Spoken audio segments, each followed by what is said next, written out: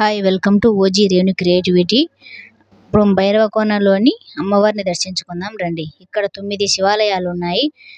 ఆ శివాలయాలన్నీ పై వరుసలో ఉంటాయి.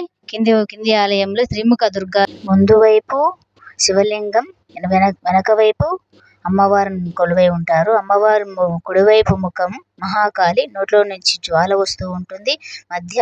మధ్య వైపు మహాలక్ష్మి ప్రసన్నవదన, ఎడమ వైపు మహాసరస్వతీదేవి ఎక్కడా లేనట్లు ఇక్కడ సరస్వతీదేవి అద్దం చూస్తూ ఉంటుంది. దుర్గమ్మ ఎదురుగా మహేశ్వరుడు కొలువై ఉంటారు. కుడివైపు మహేశ్వరుడు, ఎడమవైపు విష్ణువు కొలువై ఉంటారు. ఒకే విగ్రహంలో పక్కనే నటరాజ స్వామి ఉంటారు.